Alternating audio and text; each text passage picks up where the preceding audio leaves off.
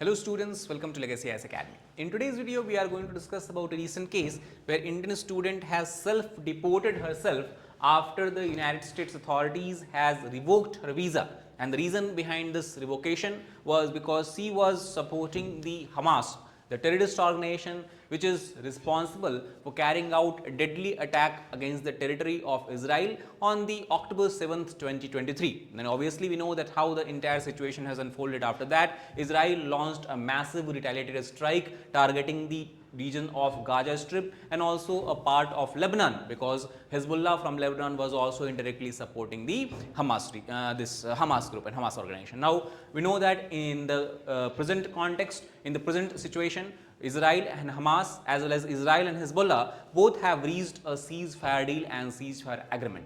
So in this context where we have to understand this particular case. Now to focus on this particular case, an Indian student who was studying at Columbia University, one of the most prestigious university of the United States, she has decided to self-deport herself. Now what does self-deportation mean? We will discuss in the later part of the video. So she has decided to self-deport herself from the country days after her student visa was revoked for participating in the pro-Palestine protest. Now this is also something we have to understand is something that we are seeing in the Trump's presidency, because as far as the last president Joe Biden was concerned, there are many such protests that were held across many university campuses of United States in the support of Palestine against the Israel's attack on the Palestinian territories. However, no strong actions was taken against those protesters, but these seem to have turned different, and Trump has taken a very different, radically different approach, where he has decided to be what I can say to crack down heavily among such protesters, because as you know that Trump enjoys a very strong, or Trump basically have a very strong degree of solidarity and support for the Israel, and he seemed to be a very pro-Israel in nature, which he has accepted. And if you know, a few weeks back, if we talk about, he also has put a proposal where he said that United States can take the Gaza Strip, Gaza region, can develop it as a Riviera on the Mediterranean. On the other hand, he also has suggested that the people of Gaza region, the refugees who have lost almost everything to survive in the region, they should be taken as a refugee by the nearby Arabian countries such as Jordan, Lebanon or Egypt. Now obviously that proposal was rejected categorically by these countries. So basically it is within this all development, this one other development has happened where Trump has taken a very pro-Israel kind of stance and has decided to take action against any such protester, especially if those protesters are not a citizen of the United States. So in this context, the Ranjani Srinivasan, the student who has decided to self-deport herself, her visa was revoked on the March 5th for advocating violence and terrorism. Now obviously this you can understand, because she was supporting the Hamas group, and Hamas is considered as a terrorist group. So the support of Hamas by her is obviously considered as the support of violence and terrorism. So this is the ground on which her visa was rejected. So if you look at the background, Ranjani Srinivasan was involved in activities supporting Hamas, a terrorist organization, and on March 5, 2025, United States Department of State, that is largely responsible for maintaining the internal security of the US. It can be equated with the Ministry of Home Affairs of the Government of India. It has revoked her visa. The DHS, the Department of Homeland Security, has obtained video footage of her using the Customs and Border Protection Agency app to self-deport. Now what is this app? And this app is something that also is a very recent initiative taken by the Trump administration. But before going into that, let us try to understand the term deportation itself. Now see, there are three things. First, if suppose that you have obtained a visa for any particular country, and then you have taken a flight, and obviously you have boarded the flight, you have reached to the immigration counter of that particular country. Now having a valid visa is not, or does not give you a definite right to enter the country's territory. At the immigration checkpoint itself, you can be refuted to enter the country and you can be sent back by the flight. So that is not considered as deportation, because many times people use the term as they were deported back. That is not deportation, that is the refusal of entry.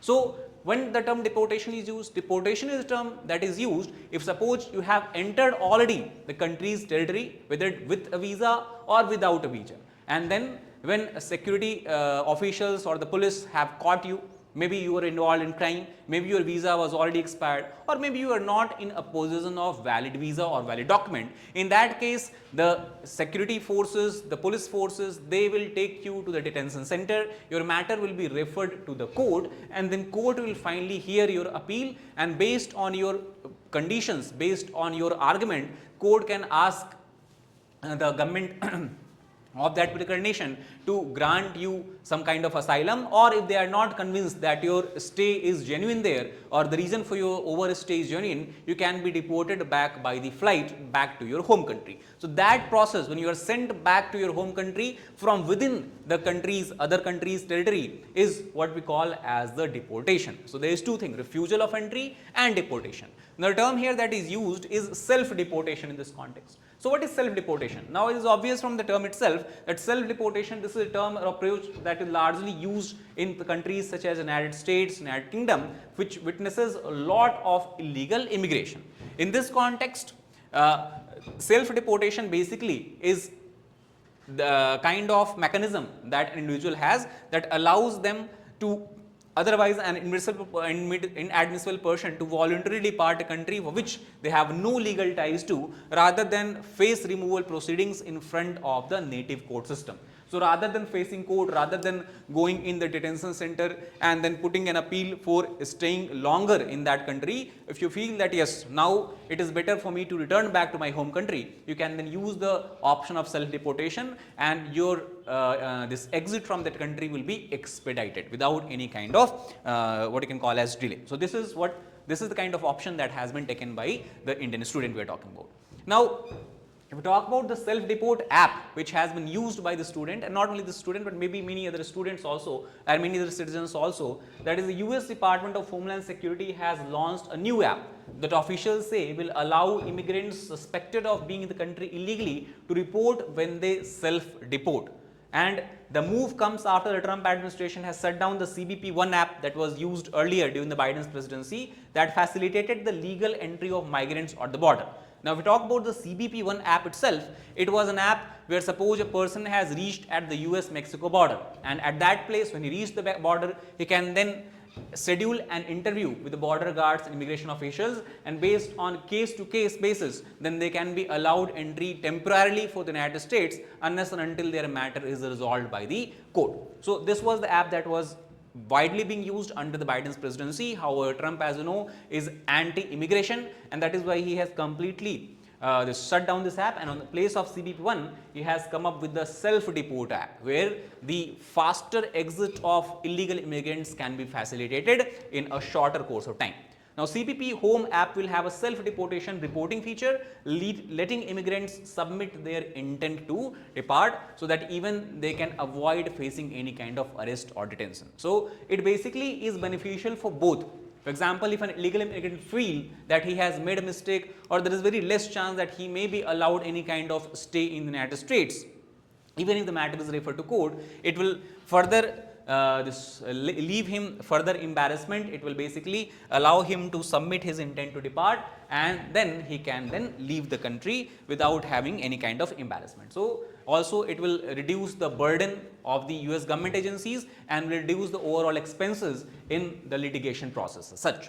Now obviously the Secretary of Kristi Noem has obviously defended this particular app, has defended this particular decision of revocation of visa, because he believes, and generally it is most of the political officials of United States, at least under the President Trump's administration, believe that being granted a visa or receiving a visa is a privilege that allows the recipient of visa to study, live in the United States of America. And when you advocate for violence and terrorism, obviously that privilege should be revoked and you should not be in this country. And thus this particular action of self-deportation by the Indian student, she has supported it, and she also said that I am glad to see one of the Columbia University terrorist sympathizers. She has used a very harsh, stern word, as you can see, that terrorist sympathizers use the CBP Home app to self-deport. So this is overall how we can also understand the what you can call as a viewpoint of the US government on this entire matter as such.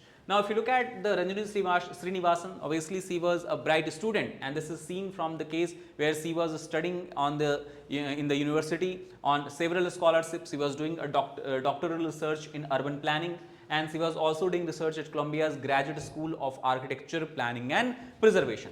She obtained a BTech degree from CEPT University in the Ahmedabad, then a master's degree from the Harvard, and that also with the Fulbright, Nehru and INLAX scholarship, which is one of the most prestigious scholarship awarded to the brightest of the student. And then she went to Columbia University, and unfortunately this entire situation has this unfolded against what you can call as her interest. Now, she also has worked for an environmental advocacy non-profit in Washington on the frontier communities at risk for the climate change, and as a researcher for the West Philadelphia Landscape Project at the Massachusetts Institute of Technology. So, obviously, if you look at from the perspective of what you can call as a resume or CV, it seems that she is having a very bright resume and CV, but just one decision or one, we can say, action of participating in the pro-Palestine, pro-Hamas protest has taken away a very bright career prospects from her.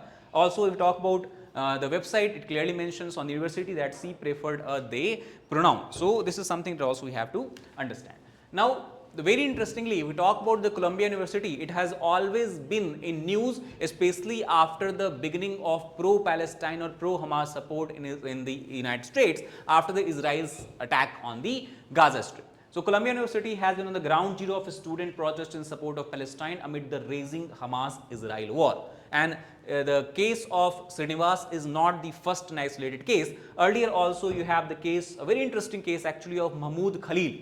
Mahmood Khalil was even a green card holder. The green card holder means we can say he was the permanent resident of the United States, and even his green card was revoked because he was accused of being at the forefront of the pro-Palestine protest on the campus. So, green card has been revoked. However, the matter was taken to the court, and obviously it is much more difficult to deport a person who is the permanent resident of the United States. The federal judge had decided to put Khalil's deportation on the hold temporarily, but we have to see again and wait and see that how again the final decision is taken in this context, in this regard.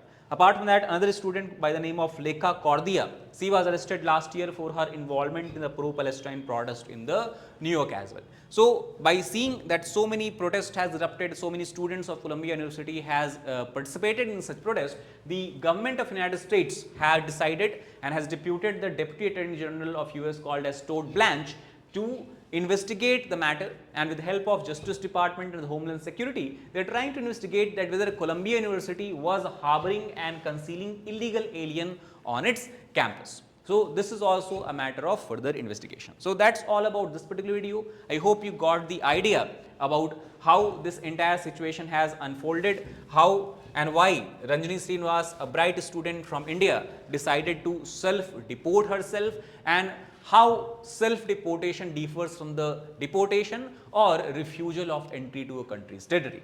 So, if you like the video, please hit the like button, share it with your fellow aspirants, as well as subscribe to our channel for more such helpful content. Thank you very much.